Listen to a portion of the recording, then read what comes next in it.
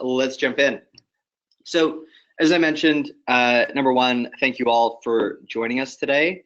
The topic is this cloud accounting leaders kind of series that we've been doing, where we talk with amazing advisors that are scaling their practice on the cloud, and kind of learning about how they started their business, what were their trials, what were their tribulations, really digging in.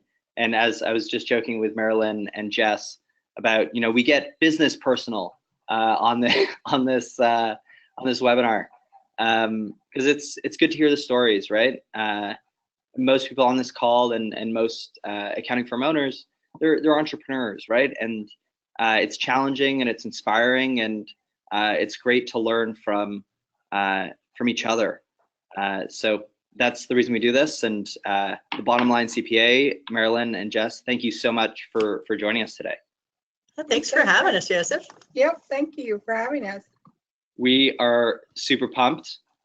Before we kind of get into the content and hear all about the Bottom Line CPA and kind of the origins and how you built the team, how you designed the client experience, and all the good stuff that comes with those topics, let's do a little bit of housekeeping, because personally, I know I love housekeeping.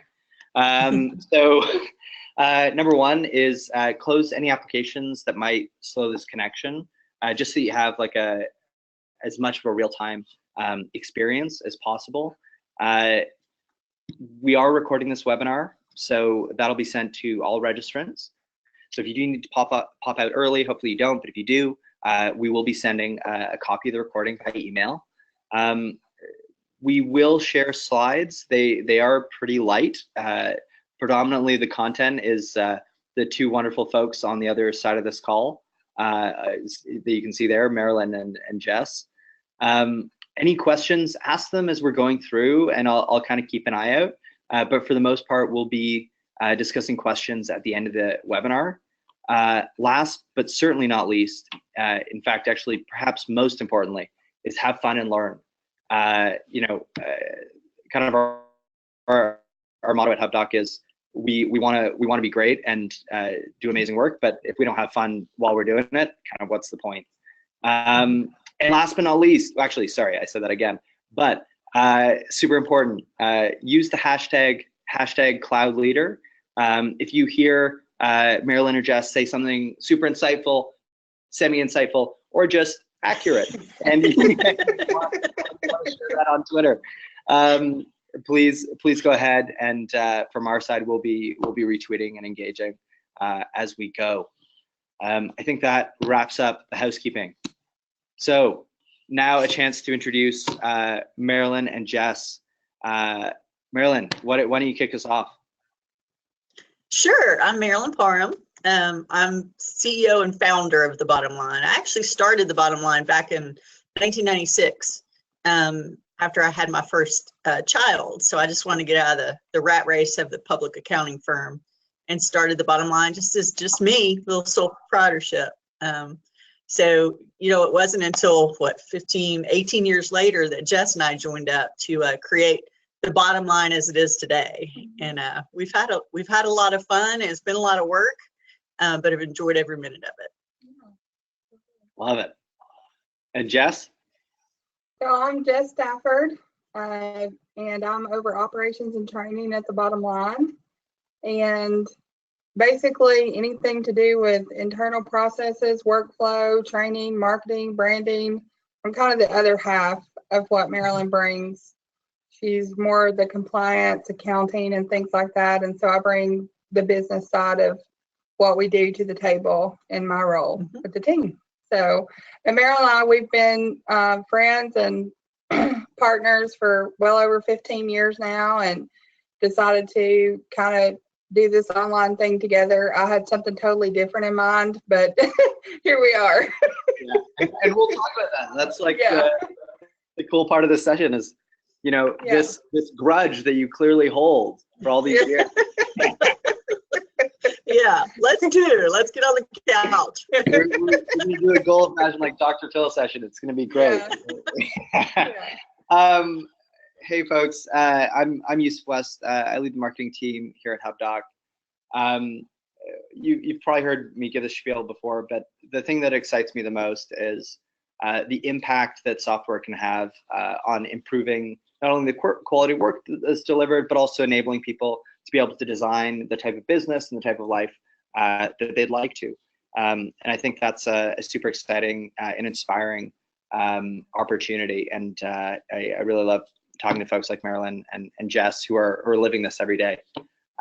So without further ado, and actually lastly, please follow @thebottomline CPA for more goodness from these two awesome people. Topics. Oh God, let's talk about. We're going to talk about all of this stuff, but I think there's a few things that are happening in the marketplace that makes us want to talk about these things. One is, cloud accounting is growing really quickly, not only here in North America, but Australia, the UK, and just kind of globally.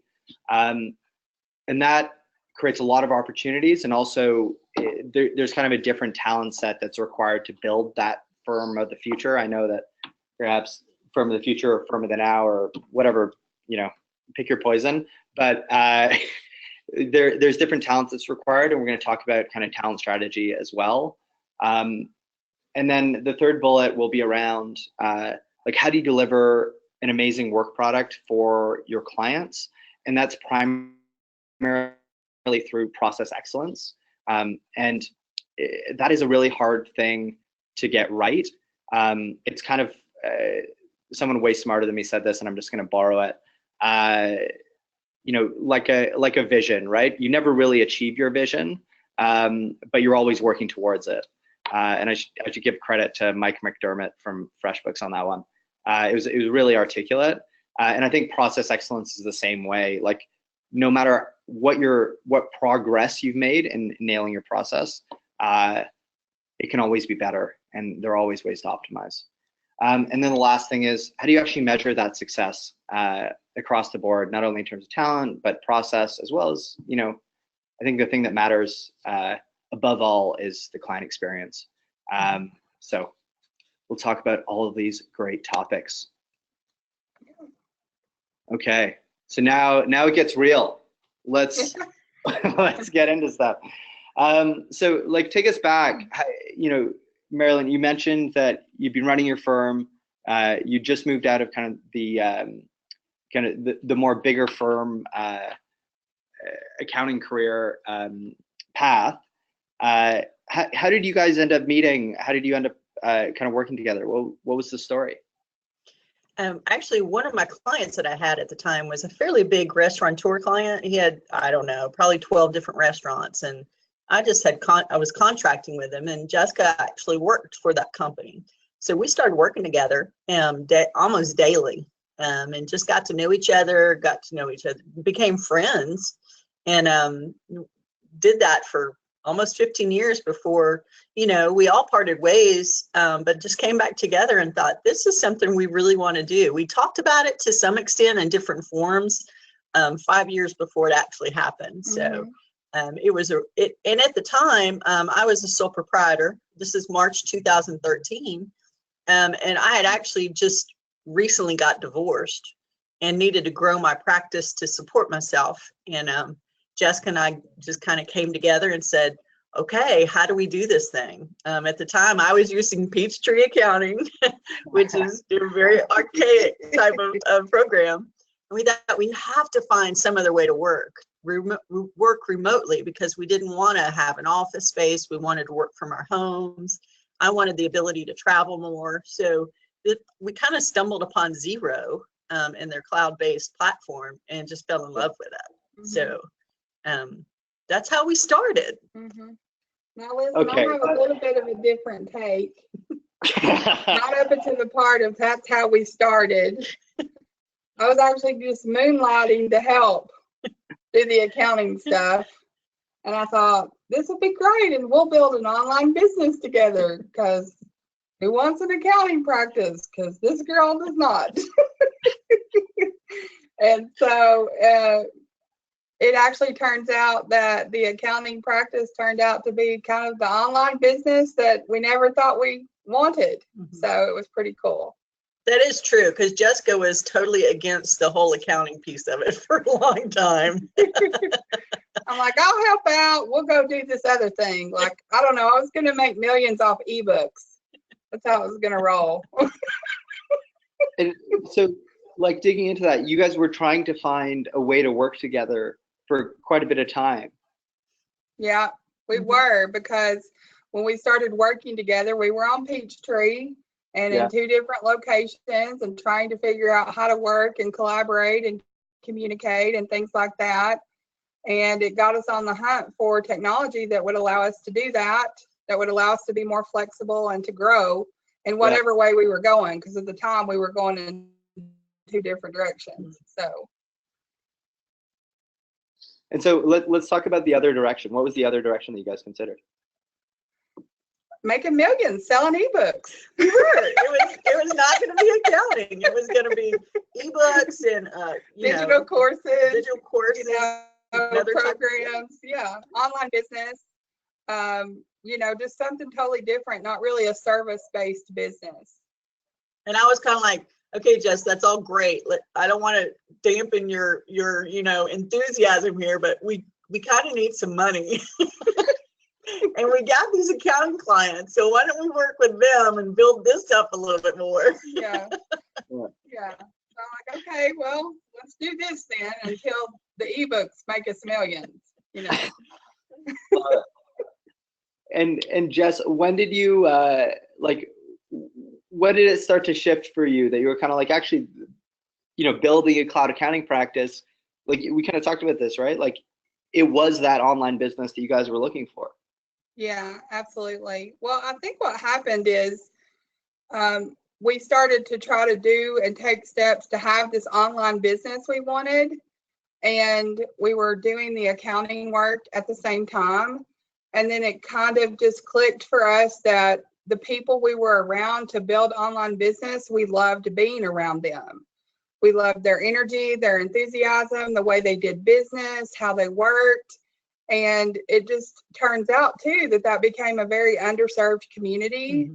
And we started realizing, as we started to map out our own vision for the business and things like that, that this is really where our gifts and talents were supposed to be used. And so it just became clear as we worked within that community and started to face some facts maybe we didn't want to face, that this is really what was in our heart to make an impact and a difference in. Mm-hmm. And so so around October of 2013 is when that really started to shift and get real momentum, like, this is actually what we want to do. And we want to do it with these people. Mm-hmm. And how did you initially connect with those people? Jeff Walker's Product Launch Formula Conference. That was our first big, dive into the world, actually meeting those people and working with them. Because Marilyn wasn't so convinced. She thought online business was a scam, kind of. Well, I think it was a scam, but I didn't have the vision for what it could be. I truly came from and this has sort of been our resistance as well. I come from an accounting industry that's very old school. It's very location, independent. I mean, location dependent. Your clients are around you. You see them face to face. So it took until that point for me to see the vision of what it could be, mm-hmm. And the reach that it could have. And the people that were frankly out there searching for that kind of thing. I think it just opened up to us when we went to Jeff Walker's Product Launch Formula, that there was really a whole viable community of people doing some really cool things, and they needed some help that was not fairly common. Mm-hmm. And, it kind of checked off all the boxes. So we kind of, me personally, I stopped resisting the idea and kind of leaned into the idea, And did you see those people organically kind of become customers, like clients of the Bottom Line? Yeah, kind of what happened is I actually attended some webinars with our first clients. Yeah. Yeah. So I was on some webinars in the community with other online entrepreneurs, and then our first online client found us through FreshBooks, and we weren't even really dealing with FreshBooks, but they were actually looking for an accountant who knew online business. and they couldn't believe it when they came across it, someone that did. And that was really early, one of our first 5 clients. And then we found out later that we had actually connected in webinars, like a John Lee Dumas webinar or something like that. So it's pretty cool. So just, kind of came full circle that we're where we're supposed to be doing what we're supposed to be doing. So let's just put the energy there. And did you guys find you had resistance to kind of what you're offering in the marketplace? Not with our clients so much. I know when we expressed our ideas or tried to exchange thoughts with other accounting type support and help at that time, back in 2013, early 2014, it was relatively new. And some of the feedback we got was, well, you're either going to be part of the revolution or you're going to go down in a ball of flames. And I'm like, well, I hope we're part of the revolution. And a lot of my peers would say, you can't do that, when you're going across state lines and you're helping people from other states and you're doing this accounting stuff, with a lot of compliance issues. They're like, you can't do that. I'm like, well, why not? Yeah.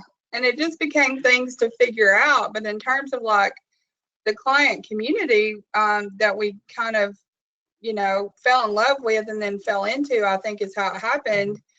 They've been very welcoming and just tremendous amounts of support that we've gotten from a lot of those communities for what we do. And so that's been really nice. And as cloud accounting has evolved and a lot of the unknowns have been answered, it's gotten easier to collaborate. We've made some really great friends and have peers in the industry. And it's, it's really nice to have that and to see that. So. And like, when you were faced with that kind of pushback from perhaps more traditional firms, how did you approach it? Like, did you just kind of put your head back down and get back to work, or do you just look for other firms that you could collaborate with? Like, what was the net impact? Well, I think I realized personally that we can't get that sort of support locally that we were looking for. So stop looking for it. Get into the arena and with the people that actually understand what you're doing and can support you in that realm. So yeah, we just ducked our heads and got back to work and got in environments that actually fed us instead of doubted us.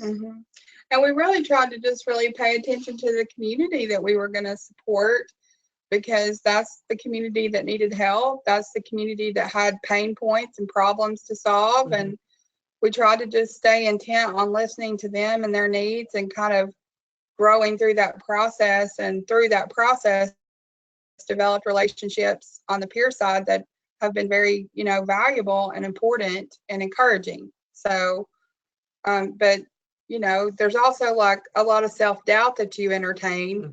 I cried like we're crazy. I don't know what we're doing. And Marilyn's like, you've got to calm down. And so, you just have a lot of things that kind of come into your view that make you believe that this is not what you're supposed to be doing and doing it this way. And so I think, to Marilyn's point, making sure you're around people that support what you do is very important, and kind of get in that lane and build your relationships with those people. Yeah, like the community around cloud accounting is pretty amazing. Yes. Like, it's super collaborative, where it could easily not be, right? Right. I think that's the best part of this community, because it really is a community. Is that people will share and they'll engage, because there's so much opportunity for all of us. It's pretty exciting. Yeah, it's been a very giving community once you uncover it. It's been, really wonderful, and it just makes you want to give to that community. So it's really awesome. And how, like, that's a really great point. Like, when you say uncover it, if you were new to kind of cloud accounting, how do you recommend that an advisor goes about finding kind of, their tribe or their community? Well, there's lots of different types of account. If you look through the advisor directory, I can tell you the way some people have actually found us. and how we found other people is just as you make connections and choose software tools and things to grow and build your practice, you know, those have become the biggest advocates for introductions to people that you might not get introduced to otherwise, because they're, you know, like you, Yosef, you know what all the firms are, you know what they're doing, you know what kind of lane they're in, and that's a great way to say, hey, I think the two of you should get together. And then we've actually had people just come across our website or find us through the advisory directory and say, I really want to build a practice like yours, and I've called a couple of different firms, but no one will talk to me. Or some of the older school firms are like, you can't, cloud accounting's just a fad. Mm-hmm. And it's going to go away. And so, you know, don't bother. And so I try to always, when people reach out through our website or whatever, to take the time to have the conversation to make sure that they know it's a real thing and they can have exactly what they want. And so what I would say to that is just try to find others who are doing business like you want to do business.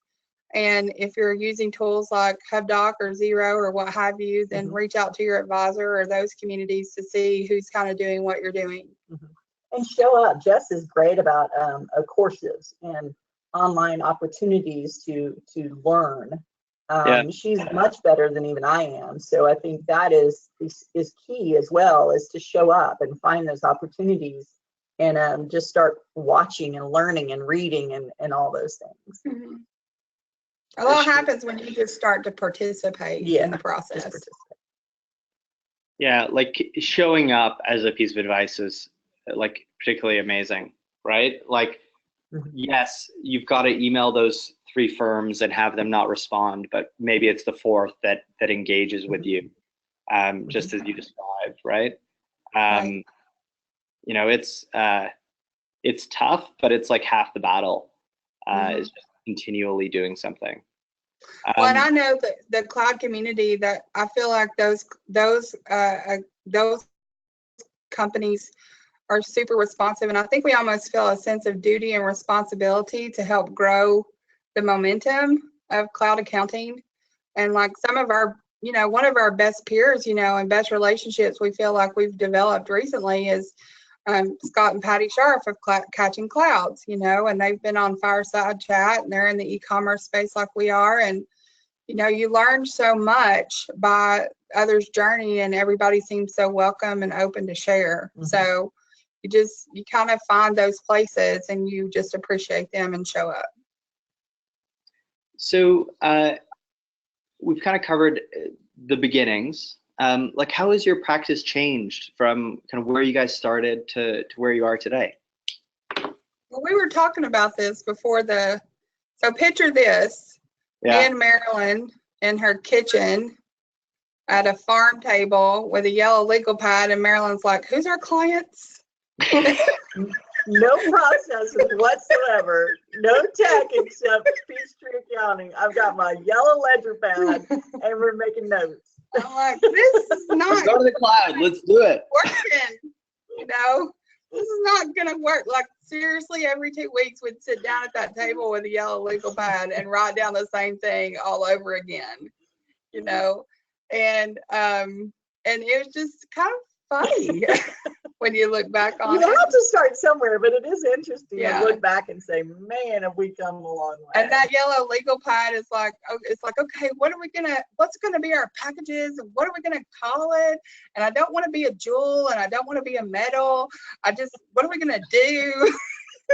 You know, just that kind of and stuff. What are we gonna use? And you know, how are we gonna get our processes in place? I mean, it's quite overwhelming, to be perfectly honest. And I was changing tools that we use like every day. Every week. I'm like, okay, free trial, let's try this one. Oh my gosh. I mean, I just had to hold on because. And so that was like the first year. Yeah. And so how did you eventually figure out like who that client was? You just kept asking the question as you learned, you kind of pieced it together? Yeah, really. We were talking suffering helps. You can't learn without some suffering, I'm telling you. People call it trial and error. We call it suffering. But yeah, that really just kind of continuing to fail and reinvent, or that didn't work, or this is okay. I mean, you know, a lot of our systems, it was our third time getting back onto the system that we said, this is actually going to work. Mm-hmm. Because in the beginning, I think you try to find perfect systems. And then the reality that there's no perfect system has to set in, you know. And then when it comes to your clients, you know, in the beginning, yeah, I got a client, let's do this. And then as you have more and more clients come on, out of those clients, you're understanding this client we serve really well and we enjoy it. This client we serve really well and it's okay. This client we don't enjoy, nor do we serve well. Mm-hmm. So it just starts to kind of evolve into what does that look like, you know. And we just got into some forums with e-commerce people, and we were just sort of drawn to that. You know, I don't know what else to say except we were not only drawn to that, they were so underserved, and there was really nobody talking to them. They were hungry for the information and nobody was talking to them. Even, you know, because our niche is e-commerce, and not only e-commerce entrepreneurs, but retailers, e-commerce retailers. And a lot of accountants, you know, they really won't talk to the little guy, the startup, the small business, because they don't have the money to give to them. They don't see the value in that conversation. So they didn't have anybody to talk to. So we just sort of worked into that niche, just out of opportunity and a void there. I think too, we just stayed open. You know, we had a vision, we mapped it out, we held the vision, but we stayed open to the plan. And we continue to do that because things keep changing. Well, anytime you suffer, things should change. Right. Yeah. And then, you know, that season works its way out and then you're into a new level and then bring on the suffering. So speaking of suffering, what's the most challenging thing you guys have done in your business? Hiring. Yeah. Definitely. People. Hiring people. And managing them. Yeah, for sure. And I think about 3 teams in. Yeah, we went through 3 rounds of people, for sure. Those poor people. I mean, I actually feel sorry for them. I still think about them to this day. I'm just like, Lord, go back and tell them I'm sorry. Yeah, we weren't very good. But yeah, people and the process of hiring people and managing people, and because you're growing yourself as a business owner and you're growing yourself as a leader, and so you're just kind of growing together. Your expectations are too high. You expect people to know more than they do know. You expect them to know what to do and when to do it when you don't have the systems in place for them to truly like follow. So it's really the hiring the right people, and then having the systems in place for them to be successful. Right. And so looking back on that experience, what advice would you give yourselves right at the beginning of that process, knowing what you know now? Don't do it alone. Well, that's one thing. Don't hire by yourself. Yeah. Like, get help. The other thing is start documenting your systems and processes from day one, even when it's just you. Yeah. The third one. What is it? Sorry, guys. What does it mean to not hire by yourself and to get help? What does that mean exactly? Go ahead. Well, you know, originally we were listing the ads ourselves. We were writing the documentation and asking people to send us their resumes, and that's doing it ourselves. So although in our head we knew what we wanted, we thought we knew what we wanted, but we didn't know how to get the people that we wanted. So to get help means to get an outside service to help you process through what your needs are, and you know, work with them to even initially they were doing sort of pre-hiring surveys and questions to make sure they were competent and able to work remotely and technically, you know, literate to be able to do it. I think the other, we started using a recruiting firm, and they knew exactly where to go, what kind of job posting to create, and what the market was looking for in order to attract the right talent. And then also, you know, Marilyn and I, we're kind of like and most people see the potential of a person. So we're like, oh, this would be great. They could grow into it. And we feel like since we've gotten help, that person has saw what we needed and not necessarily saw the person.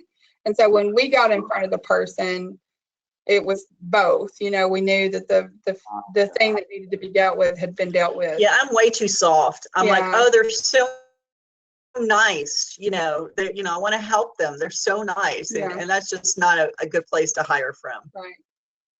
So it took a lot of the emotion out of that initial conversation to have that layer there first before the person got to us. So having help has been wonderful.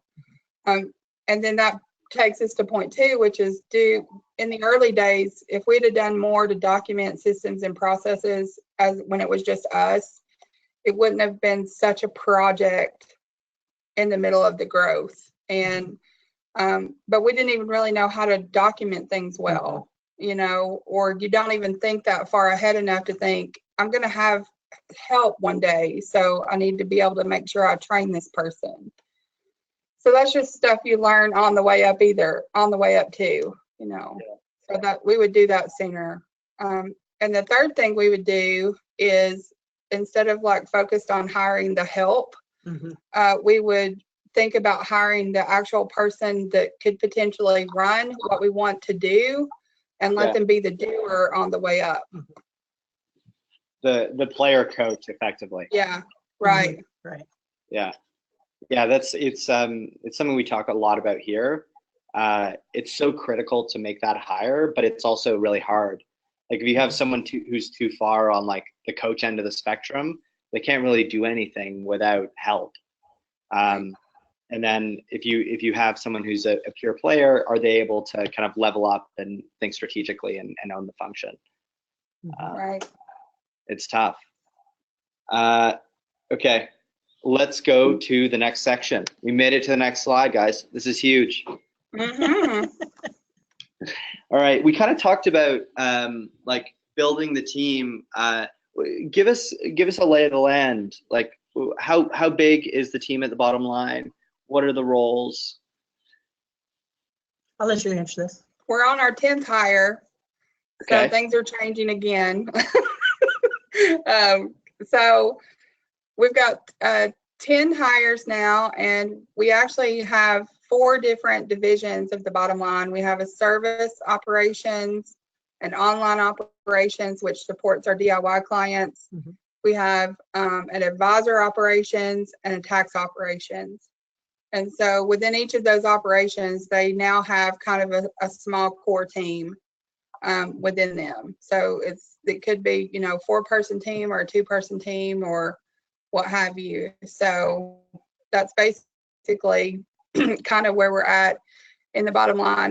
And we've kind of structured that now from one company to 4 different divisions, so we can kind of figure out, how to grow next and getting those core teams in place. Right. And so what made you break out the teams into those sections? Like help us walk through kind of the thinking behind it. This is super cool. Yeah.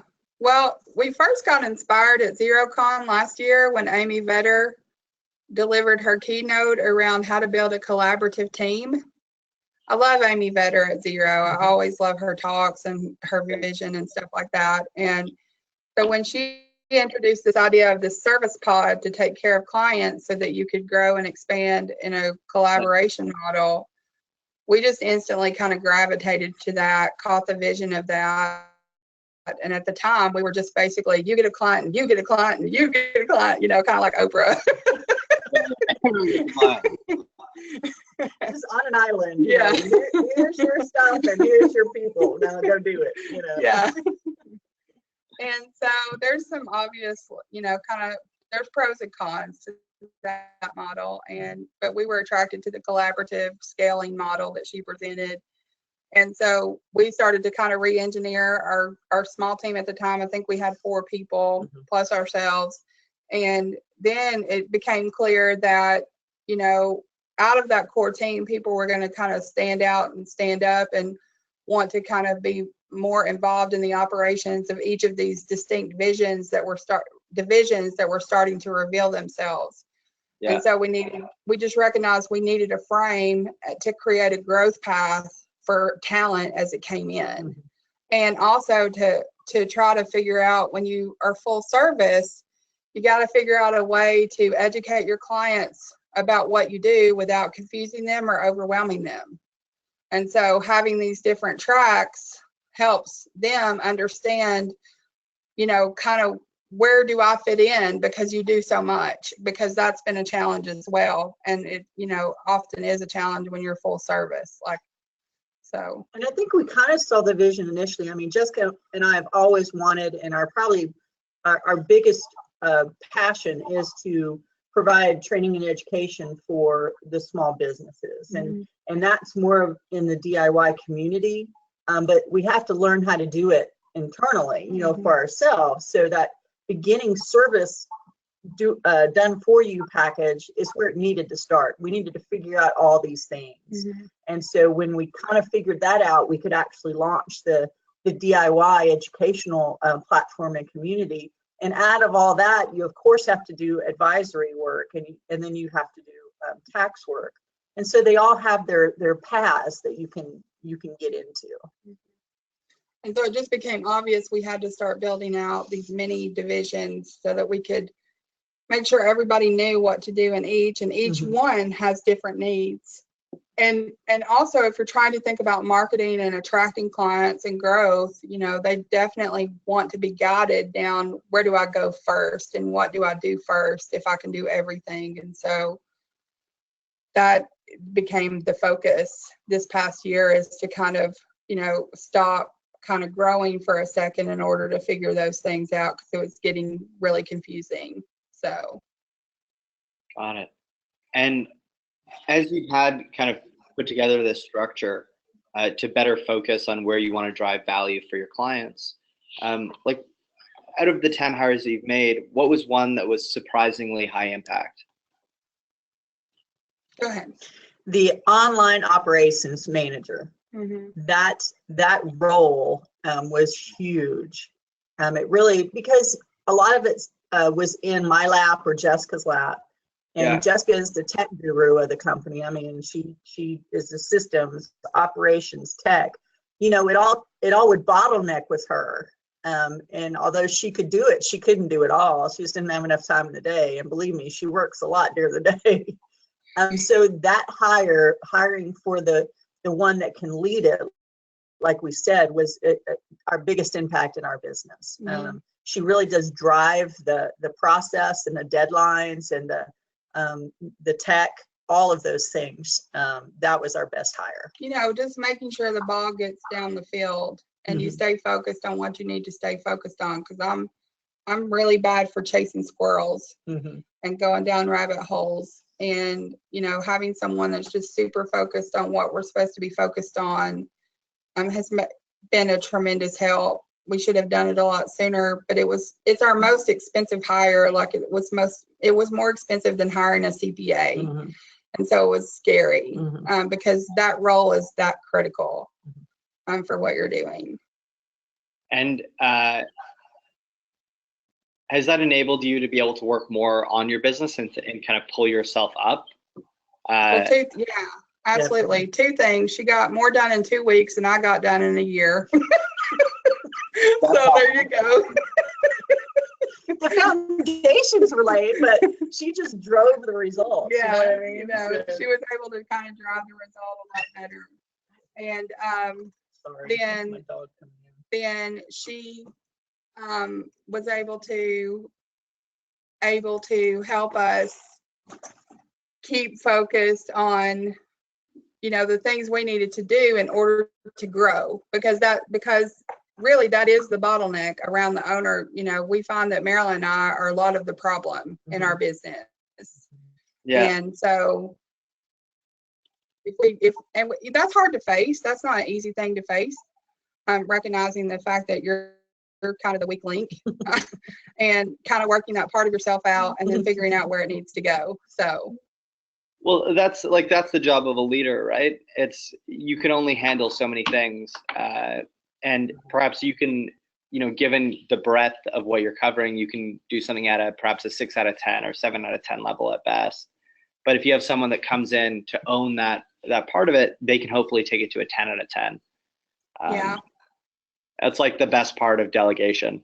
And also, as you mentioned, perhaps the one that causes the most emotional suffering. And that role, incidentally, just so you're aware, when we hired that role, it's not that we hadn't been looking for that role. We were scared, didn't know how to find that role. That role actually came to us by referral through our business coach. And she came to us with 5 years worth of deep online experience. And so using the tools that we used in our business. And so we felt really blessed too by that, because, she just kind of came to us because we'd been looking and couldn't find it. Didn't even really know what we were looking for. So. And today, what are the roles you're hiring for? Just in case someone on this webinar wants to join you on your journey. Well, we just made 2 hires, so we're sort of settling into that. But, in this whole pod mentality, where we have different people, as we grow, we're going to add a pod. So really, it's everybody. We're hiring for every role in our company as we grow, because we'll build it out that way. And I would say those key roles are a zero accounting specialist for our service operations, with deep knowledge of e-commerce accounting and inventory, and payroll experience, and then advisory and tax services. Those are going to be, I think, our real growth buckets this year. And those people that we hire will be able to make contribution to services and online operations with the DIY community. So that's probably the 3 different types of people we're constantly keeping our eye out for at this point. Love it. And if I'm one of those folks and I want to stand out, how do I do that? Well, I think the way that you really stand out is if you come across a job posting and it gives you specific directions on how to apply for the job, follow the directions. Follow directions. Because we can tell you how many people don't follow directions or read. So don't read. Yeah. So I think, and we say that jokingly, but it's really important. That's one way to stand out. Just follow directions and do what it's asking you to do, and be personal. Like we like to know about the person, so be personal to the extent a person feels comfortable. Online teams, and any team has a personality to it. It's got a character and a nature to it. So it's good off the top from the very beginning to be a fit. So share your personality with them through that process. Yeah, because I think we probably spend more time and energy, not necessarily around depth of experience and skills and those, qualifications. Those are very important. They do have to exist. We don't overlook them by any means. But the biggest, most important thing we can really dial in early is, are you going to be a culture fit? Do you believe in the mission of what we're doing, and do you get what we're doing and want to be a part of it? And so it becomes more about that for us in the initial phases than whether you can work a balance sheet or not. It's less about, this isn't just a job. We want it to be, kind of a passion for you. And we don't want someone just drawing a paycheck, get your job done, go home. We want them to be integrated into what we're doing. Right. Love it. All right. Well, I'll be applying after this webinar. Yay! I follow all the directions. So our next section here is designing the client experience, but I'm actually going to, actually we can talk about this. Let's talk about it briefly, just sensitive to time. So what are the principles, the bottom line follows? Like you mentioned that for new hires, you want it to be a passion, that you need to understand what the bottom line is trying to achieve. Like, what are the core principles that drive your practice? Go ahead. Well, the core principles that drive our practice is build rock solid foundations at the relationship level, at the system level, at the process level. Make sure what we're building is on solid rock. That's one thing that's very important. Even if you're starting in the middle and you got to take it all the way down to build it back up strong, let's do that. The other thing is the whole do unto others as you'd have them do unto you. and treating people the way you want to be treated. And so designing the experience around, would I like this or not? And we've had times where we've built something that if I had to go through it, I'd be like, I don't like this, but didn't think about that. And so, and we've gotten feedback, that they appreciate response times or thorough feedback or something like that, and not canned responses. So we don't get that right every time, but we pay attention to the feedback when it's not exactly there. And so those are really the main tenets. And I would say the other piece is accountability, and accountability from the standpoint of just take ownership of what you do, right or wrong, make mistakes or not, just own what you do all the way through. Those are awesome principles. So like, can you quickly walk us through what the client experience is from kind of start, so perhaps they've just reached out, to them actually being on board? Yeah, absolutely. So a lot of clients right now, the way we're structured is they come to us through discovery calls or discovery sessions. So they go to our website, they fill out a form to schedule a free call. They get a free call through the online schedule, and we spend about 20 minutes with them on a free call. And we make really sure, we make sure that on that call, it's not, unless the client just shows up and they're really ready to go and they just have questions, which we get that a lot now. That wasn't so much the case in the early days, because we've tried to do more to educate them along the way. But just try to provide value, answer questions, and be there for them and their needs in that moment, and make it more about them and less about us in that 20 minutes. And then from there, they just decide, are they going to be a managed client doing done-for-you services, or are they going to be a DIY client and go into the Profit Path program and kind of get their systems set up with help. So at that point, it just depends on what type of client they become and to, how the process unfolds for them. But every client starts with an onboarding experience, a getting started survey, a sequence of onboarding trainings or onboarding sessions. Really try to beef up the onboarding process. The success is always in the setup. And so we're constantly focused on the onboarding process, and just constantly revisioning that as we learn things to do to make it better for us and better for the client. And we do try to set up your expectations, a clear and concise, what are the expectations from us to you and from you to us? Because I am a full proponent of, if something fails, a lot of times it's in the expectation. So we spend a lot of time on that as well. That's really awesome advice all around, but especially the expectations are kind of the crux upon which it's all built, right? And frustrations often occur, or systems break because either it wasn't clear or it wasn't understood, or and have you applied any tactics to improve the process of expectation setting and ensuring the expectations are clear? Yes, we actually have. We have a what to expect and getting started video that our clients watch, and kind of walks them through their first 7 days, their first 30 days, where to get help, and just sometimes when you watch it, you might feel like, is this really necessary? But it's really helped improve the process of people knowing what they don't know. It keeps people from emailing in saying, what's next, or did I miss something, or something like that. So I'm always like, answer the question that's getting asked in a more permanent way. If at least 3 people have asked it, then there's a need. So by the time I get to the 3rd question of the same type, then it's like, okay, we need to figure out a way to formalize this. And so just constantly being aware of that when those are coming up. When we get our desk tickets, we add tags for FAQ. And so when we have FAQ tags and we kind of go through, when those FAQs are starting to pile up, there's a real need in that community. So, and even with our team, we find the same process works with our team. And we use, for our team, we use an open chat, try to build transparency wherever we can, because if one person has the question, 10 people might have the question. And so rather than answer the question 10 times, answer it once and figure out how to formalize it.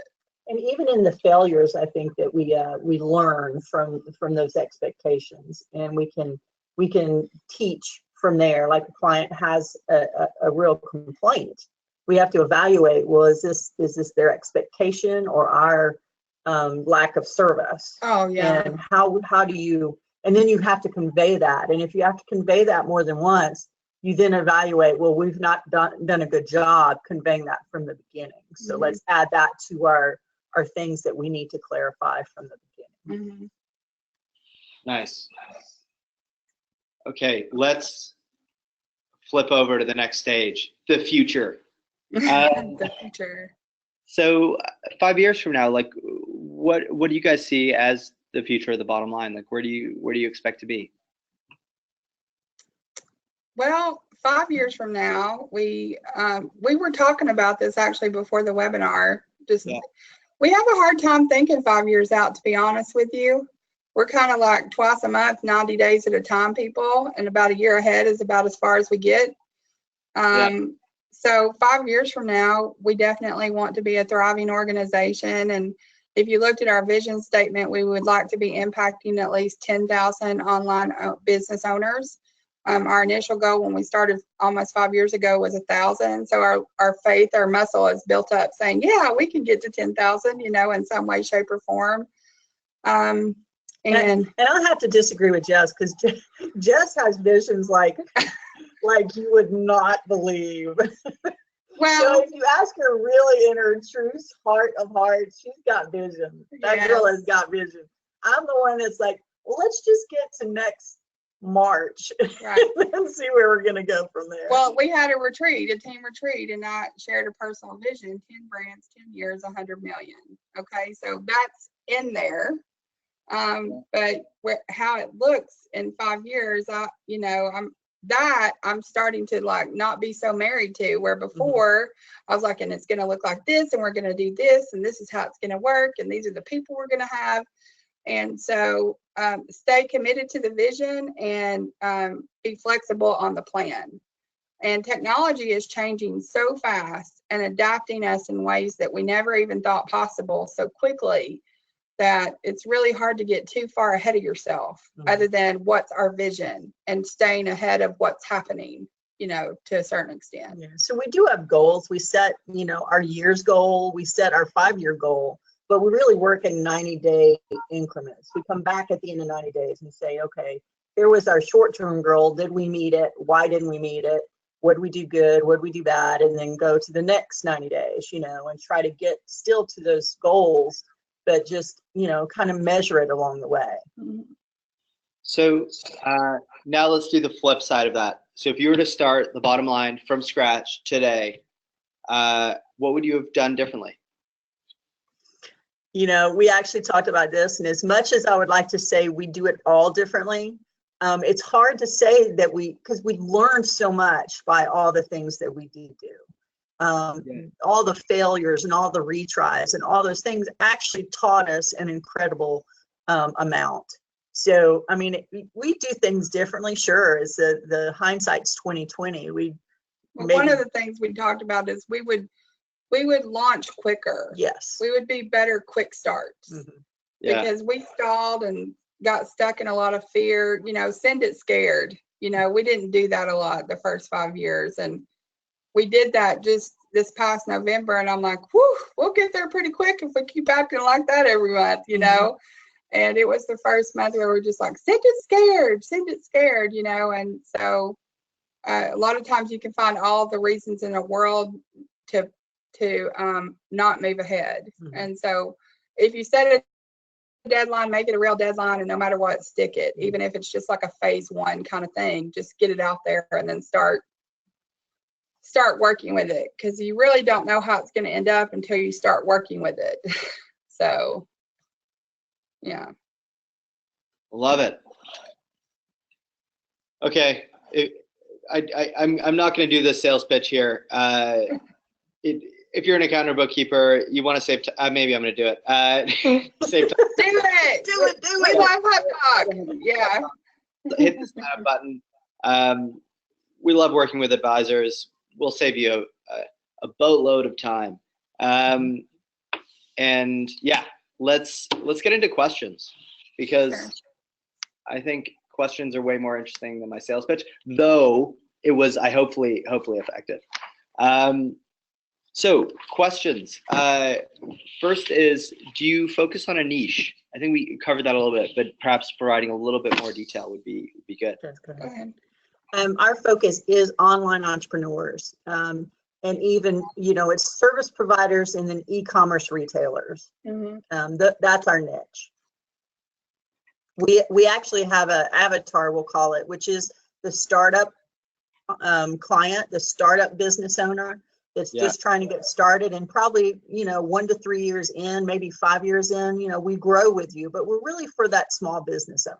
Yeah, and I would even say we've come to find out that 0 to 24 month client who's probably doing under $5,000 a month in sales, and of course over $5,000 a month in sales, but for our DIY community and the profit path and the niche that we're building down and building towards, I'm really focusing on that dreamer and starter, and that DIYer is really where our heart is. And then growing up with those people, and then those people are actually going to outgrow us at some point, because we've decided that once they get to a certain point, that's just not going to be our area of expertise, which is really hard to tell yourself that's not my jam. But it's very freeing to say that's not my jam. And so then the responsibility becomes, well, who do they go to next after you? Right. And that's how your relationship with the Sharfs works, right? Yes, absolutely. Like, they are really phenomenal at taking over the next level client. And, frankly, they know things we don't really want to know that well the way they know it. And so it's just a perfect partnership in that way. And it feels so good to have someone to grow our clients through too when they get to those levels. And hey, that's success for us. If they outgrow us, we have done our job. Yes, absolutely. Love it. And I think that's why you have to kind of not be scared to collaborate. We don't really view the people we collaborate as competitors, even though we do the same thing, because we're all bringing our own uniqueness to the game, and there's plenty to go around. It's a great way of putting it. So when you're working with clients, I think I should have asked this earlier, but what's your business model? Is it fixed? Is it hourly? Is it value pricing? It's value-based, all value-based, all project-based. We do very little dollar for time billing. I mean, I don't even know the last time we really did that. It's either a fixed pricing on a project basis or value-based billing practices. And the costs are built in for done for you and DIY solutions. The tools that we need them to have in order for them to have a good foundation in their business and for us to be able to do an excellent job are built into the pricing. Love it. Okay. And there was a comment here about process, that process can often be overwhelming and difficult to control. Like, what are your tips? So it's a process to make the process. The process to make the process. That's exactly right. I think a couple of things that really created a shift for us is sometimes I think in the beginning you think, I'm just going to sit down over the weekend and write out all my processes. You're just going to kind of do a mind dump. Yeah. And really, it's a project that happens over time. And I am personally, it's got to all be done right now, and it's got to be perfect when I get it done. And so we've had to learn. Not me. Not Marilyn. This is like shooting a fish in a barrel, this one. She's like, here we go. I'm like, that's one sentence. What are we going to do with that? And then I wrote a novel. So, and somewhere in between is the happy medium. But I think the key is to, one thing that was very helpful, I would video myself actually doing the process and get the process transcribed And that written transcription coming back gave a frame for someone to jump off and kind of fine tune it. So that was helpful. And you can get those things back pretty quickly. Something we're starting to do now, your team needs to be very, very good at documenting too, just like you. And so one of the things we're getting ready to implement is actually creating a process and a training around how to create an SOP. Mm-hmm. And actually teach every single person on the team how to create an SOP. So, and then it's kind of like, I do it, we do it, you do it, now create the SOP. And so there's just this continual process improvement that happens, and getting that in their onboarding and making, because not everybody's good at that, but everybody needs to get good at that, basically. And SOP is standard operating procedure? Yes, sorry about that. Yeah. That's okay. I just wanted to make sure. That's cool. So you've got a process for building process. That's perfect. Yeah. Well, you just assume that people know how to document a process, and that's actually not the case. So, and then you assume they know how to edit it. So that's not the case either. So. Yeah, I know one of the pieces of content that we did recently with our friends at Carbon was a bookkeeping workflow template, and just giving people the framework to be able to write all of that down is really powerful, and we've seen enormous uptick because it is hard for everyone. It doesn't matter what stage you're at. It's a challenging beast to tackle. And really, that was my biggest fear, is that something wouldn't get done. So that whole process of getting it all written down relieved a lot of fear in me. Just because as you grow, you're just fearful something's going to drop. So. Right. Okay, last question. So owner is always the bottleneck. Is that still a problem today? Oh, yeah, sure. Yeah, there are times. We just had an issue today where it's like, I didn't get to that when they asked 2 days ago, and you just think I'm going to get back to that. So it's a constant process. It's better. To be better at not being the bottleneck. It's better, but it's progress, not perfection. There you go. And all together now. Yeah. Yeah. Yeah. And I think acknowledging that to the team, like saying, I'm sorry I didn't get to that, or I'm sorry that I caused that problem, and then understanding your role and just make it better next time. Don't sit in that puddle for too long. Just keep it going. And I think we find too that our team, because we're leading that way, they're behaving that way too. Like, I'm sorry I did that, and I'll do better next time. There's more awareness and consciousness to what's going on, and it's just a process. It's always a process. Yes. That's true, right? Like, everything is in the process of being a process. Sorry. It's a journey. Yeah, now I have to use it. Okay, so everything is in the process of being improved, whether that's people, like your actual workflows, and it's good to acknowledge it. It's healthy for the culture. Yeah. And I think the key is don't give up. Don't give up on your people. Don't give up on your process. Don't give up on your vision.